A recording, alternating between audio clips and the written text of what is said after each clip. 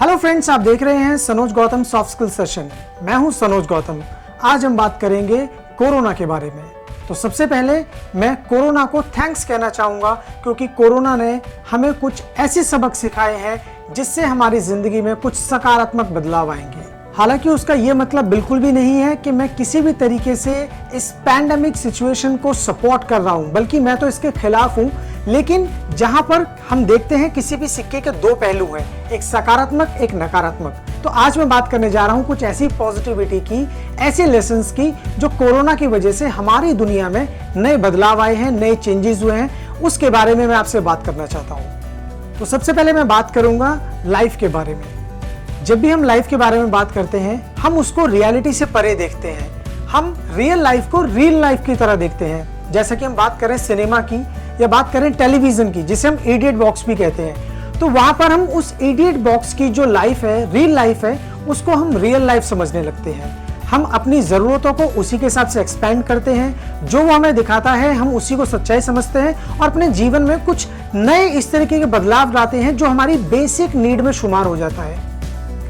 अब से 2 महीने पहले अगर कोई व्यक्ति आपसे पूछता कि आपकी बेसिक नीड्स क्या है, तो मैं इस बात की गारंटी ले सकता हूं कि आपके पास में एक लॉन्ग लिस्ट होती दिखाने के लिए कि ये मेरी बेसिक लिस्ट है।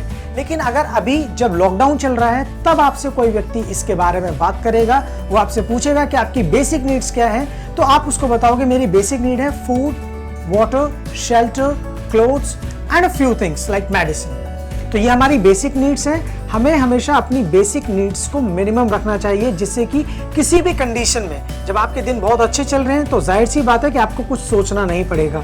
लेकिन जब आपकी परिस्थितियां खराब होती हैं, उस समय पर ये चीज़ें आपके लिए बहुत ज़्यादा मायने रखती हैं। बहुत सारे लोग ऐसे हैं जो भी परेशान हैं इस बात को लेकर कि वो अपनी बेसिक नीड्स को पूरा नहीं कर पा रहे हैं, क्योंकि उनका जो मेंटल कनेक्शन है, उनकी जो मेंटल प्रोग्रामिंग है, वो उनको ऐसा करने से रोक रही है। जो हमारी बेसिक नेसेसिटीज़ हैं, हमारी जो बेसिक ह्यूमन नीड्स हैं, हमें उनको कम से कम रखना चाहिए, जिससे कि खराब से खराब परिस्थिति में भी हम अपना संयम बनाए रखें। तो वहीं दूसरी तरफ मैं बात करना चाहूँगा इस दुनिया की, जहाँ पर हर कोई वेपन्स के बारे में बात करता है। हम बात करते हैं मिसाइल्स की, हम बात करते हैं टैंक की, हम बात करते हैं न्यूक्लियर हथियारों की।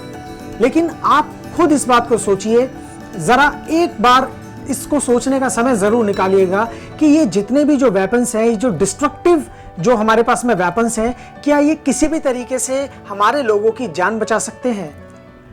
जिसको हम वर्ल्ड की सुपर पावर बोलते हैं अमेरिका, जो कि इकोनॉमिक सुपर पावर भी है, और अगर हम देखें तो विश्व का 51% वेपन सिर्फ अमेरिका बनाता है।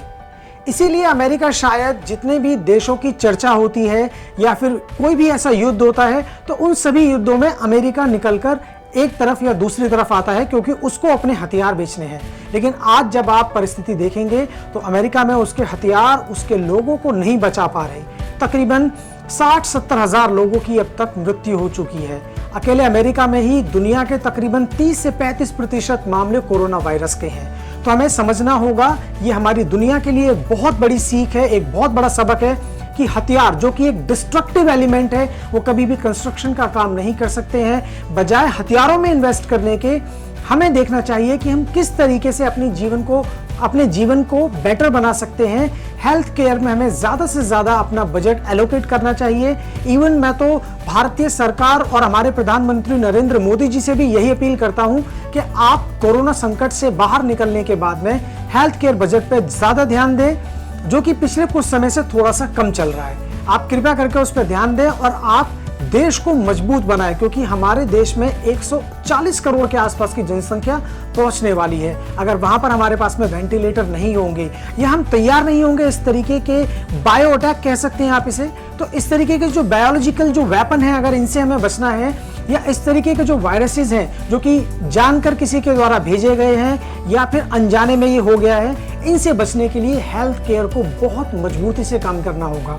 क्योंकि अगर हम देखें, जिन कंट्रीज के हेल्थ केयर सिस्टम बहुत ज़्यादा अच्छे हैं, ज़्यादातर यूरोपियन कंट्रीज हैं जो नंबर 1, 2 और 3 रैंक पर आते हैं, जबकि भारत की रैंक 154 है। लेकिन उसके बावजूद भी यहाँ की जो राजनीतिक जो लीडरशिप है, यहाँ का जो नेतृत्व कर रही है सरकार, उस सरकार ने यहाँ पर स्थिति को अभी भी कंट्रोल नहीं किया हुआ है। तो यहाँ पर हमारे यहाँ पे चीज़ें अच्छी हैं। और अच्छी बनाने के लिए मोदी जी से मेरी ये अपील है और हम सबकी अपील है, पूरे देशवासियों की अपील है कि आप हेल्थ केयर पर और ज्यादा ध्यान दें। और ये हमें बताने की जरूरत नहीं है, आप ऑलरेडी बहुत अच्छी जॉब कर रहे हैं। अब मैं बात करना चाहूंगा डेवलप्ड कंट्रीज की। जैसे कि अभी मैंने थोड़ी देर पहले कहा कि जो डेवलप्ड कंट्रीज हैं, अगर हम बात करें फ्रांस की, इटली की, जर्मनी की, रशिया की, अमेरिका की, तो यहाँ पर जो हालात हैं वो हालात सरकार के काबू से बिल्कुल बाहर हैं। सरकार उसमें कुछ नहीं कर पा रही है, मासूम लोगों की जान जा रही है।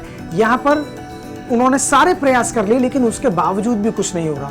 तो हम यहाँ पे समझना होगा कि जो मॉडर्न एजुकेशन है, जहाँ पर हम डींगे हाँकते हैं इस मॉडर्न एजुकेशन की, जो कि कुछ हद तक खोखली है, क्योंकि यहाँ पर हम अपनी बेसिक जो हमारी फाउंडेशन है उससे हम कहीं दूर हो गए हैं।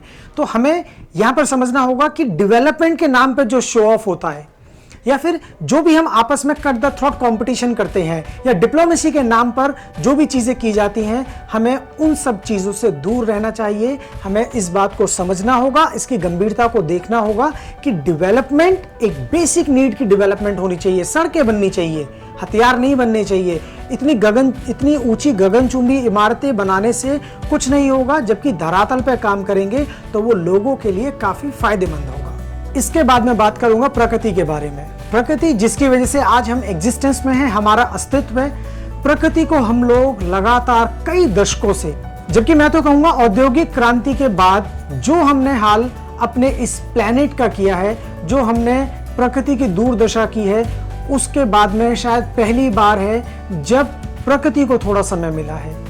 मैं इसके लिए कोरोना को थैंक्स कहना चाहूंगा कि एटलीस्ट हमारी जो प्रकृति है वो इतनी बेटर हो गई है कि हमारी जो आने वाली जनरेशन है, कम से कम वो लंग्स की, कैंसर की, किडनी की, लिवर की प्रॉब्लम की वजह से उनको अपनी जान नहीं गंवानी पड़ेगी।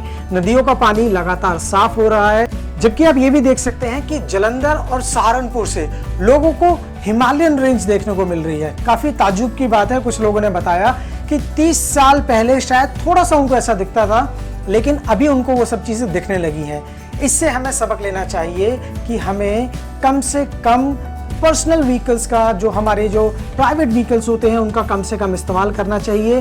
बार बार सिर्फ बाहर घूमना, बाहर जाना और सिर्फ इन्हीं चीजों में लगे रहने से कुछ नहीं होगा। हमें प्रकृति को इन दुष्प्रभावों से बचाना होगा, और अगर हम अपनी प्रकृति को नहीं बचा पाएंगे तो हमारी खुद के जीवन पर एक बहुत बड़ा खतरा मंडराएगा और जो ह्यूमन एग्जिस्टेंस है वो ही खत्म हो जाएगा, मानव का अस्तित्व खत्म हो जाएगा। तो यहाँ पर हमें ध्यान देने की जरूरत है, जोर देने की जरूरत है कि प्रकृति को हमें बचाना है। ये हमें एक बहुत बड़ी सीख मिली है जिसका हमें अनुसरण करना चाहिए। We should certainly work on this. अब मैं बात करूंगा एक सबसे इंपॉर्टेंट पॉइंट की, जिसको हम जनरली बोलते हैं सेल्फ रिफ्लेक्शन। इसको आप कह सकते हैं know your self, self discovery. बहुत सारे लोग परेशान थे क्योंकि मैं हमेशा बात करता हूं सेल्फ डिस्कवरी की। जब भी मैं उनसे बात करता था उनके पास में सिर्फ एक ही बहाना रहता था कि सेल्फ डिस्कवरी के लिए समय नहीं है। अब जब लॉकडाउन है तो आप परेशान ना हो, चीजों को पॉजिटिव वे में समझें।